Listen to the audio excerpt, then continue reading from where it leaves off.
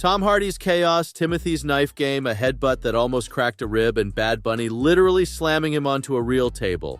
Did Austin Butler hate working with these stars, or are we just addicted to beef? Let's separate Stan lore from receipts. Tom Hardy, Alpha Clash, or Secret Bromance, the Bikeriders. The rumor, Hardy's unpredictable energy versus Austin's laser focus equals instant friction. The receipts. Butler admitted he wasn't sure they'd click, then called Hardy so funny it broke the tension. Producer Sarah Green joked that even the crew didn't know what voice Hardy would show up with, but the chemistry worked. Jodie Comer said, "Everyone who meets him falls in love with him, and it shows." Behind the scenes, they were constantly cracking each other up between takes. One crew member said Hardy would improvise entire biker sermons just to see if Austin could keep a straight face. Spoiler, he couldn't. Apparently, Butler broke character more times than Hardy broke accents. Their on-set banter even had the sound team hiding laughs in their sleeves. Hardy, ever the wild card, once showed up in full leather at 6 a.m. just because he felt the vibe. Butler rolled with it, calling him a force of nature, in the best way. They reportedly swapped motorcycle tips between setups, trading Harley stories like proud dads. By rap day, the two were arm in arm, joking about forming a biker gang called Method and Mayhem. When press junkets hit, fans expected tension. Instead, they got pure bromance energy. Hardy teased Butler about making everyone look too pretty on camera. Austin fired back that Hardy was the chaos engine that keeps a scene alive. Even journalists noted their chemistry, not rivalry, carried through every interview. So much for the Alpha Clash. These two looked more like partners in cinematic crime. If sparks flew, they were friendly ones. The kind that make a great movie burn hotter. Rumor, clash, receipt, bromance. 2. Timothée Chalamet, duel to the death on camera, bros off it, Dune Part Two. Internet theory, they hated each other. Look at that duel. Reality. Their first proper meet was a stunt rehearsal in Hungary, where they immediately got down to work trying to kill each other for the scene. That intensity is the assignment Denis Villeneuve wanted. Press called the brawl genuine because the choreography is so tight, and both guys trained up hard to sell it. But off camera, total mutual respect. Butler called Timothée a machine when it comes to discipline. Chalamet said Austin brought pure fire to every take, the kind of energy that makes everyone level up. During downtime, the two reportedly bonded over their shared love of classic rock. One crew member said they'd start sword drills, then end up arguing about which Bowie album hits harder. Villeneuve even joked that they were too polite to actually hate each other. On set, their competitiveness was fun, not toxic. They'd time who nailed a move faster, then celebrate with a laugh and a fist bump. When the camera stopped, it was compliments, not combat. Austin told one interviewer, "Timmy's focus is unreal. You can't not bring your best around him." And Timothée shot back, "Austin's commitment is scary good. I had to match that or get smoked." The viral duel clip that sparked the feud theory? Fans slowed it down, analyzed eye contact, and built a whole rivalry myth out of acting choices. In truth, it was two pros doing their jobs so well, people thought it was real.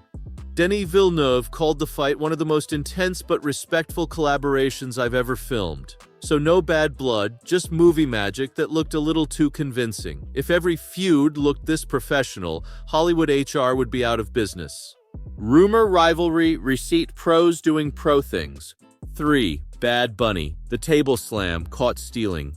Spiciest whisper, Bad Bunny and Butler clashed on set. Look at the slam. Receipts say the foam table looked fake, so they used a real wooden one. Bunny did slam Austin while he was basically naked. Painful? Absolutely. Personal? No. Butler praised the punishment and said he did most of it himself. Method level? Butler literally slept on the apartment set. Woke up in his underwear as crew walked in and joked about it on the carpet. He also told E.T. he trained his baseball booty to sell the ex-ball player body. The man commits. And Bad Bunny? Total pro. He reportedly apologized after every take, even while Butler was still catching his breath. The director Darren Aronofsky loved their energy and called it raw and real without any ego. Crew insiders said both guys were laughing between takes, comparing bruises like trophies. One PA said Butler kept saying, "Let's go again," even when the medic begged for a break. Bunny admired that, apparently told him, "You're crazier than me, bro." Behind-the-scenes footage shows Butler clutching his ribs, then flashing a thumbs up to the camera. The two ended up forming a playful rivalry over who could take a harder hit. Butler joked that Bunny's wrestling background gave him the edge. "I'm just an actor, man." By the end, they were swapping stories about stage injuries and trading workout tips. At the premiere, Bunny called Butler una bestia, a beast, in full praise mode. Fans misread the brutality of the scene as beef, but both stars sold it like champs. If anything, it's proof they trusted each other enough to go full tilt. And when you're doing Aronofsky realism, that's exactly what he wants. A little chaos, a lot of commitment. So yeah, there was impact, just not emotional damage. Rumor, on-set drama, receipt, takes were brutal, not the vibes. 4. Nikita Kukushkin, the headbutt, caught stealing. TikTok ran with co-star headbutted him out of spite. The real story, Butler asked for harder contact to sell the scene. Kukushkin headbutted his side like a little ram, so hard it nearly cracked a rib. Butler tells the story, laughing, impressed by the power. EW details more war wounds from that shoot. Bleeding shins, window rigs, even a mohawk at the end. That's stunt grit, not co-star beef. And according to crew chatter, that entire brawl was rehearsed like a dance. Every hit, every crash, timed to the millisecond. Kukushkin, a trained stage fighter, apparently warned Butler, "It's going to hurt, but it'll look great." Butler's answer? "Bring it." When the headbutt landed, the sound team thought someone had dropped a light. He doubled over, caught his breath, then yelled, "That's the one!" No ego, no anger, just adrenaline and commitment. Rumor, bad blood, receipt, stunt went hard. 5. Tom Hanks, mentor not menace. Elvis, Masters of the Air. This one sounds like drama until you read the quote. After Elvis, Hanks told Butler, "For your mental health, jump straight into something new, or you'll get emotional whiplash. And oh, I'm producing Masters of the Air." That's not tension. That's a lifeline from a guy who's seen what obsession does. Verdict? Rumor. Hanks versus Butler. Receipt.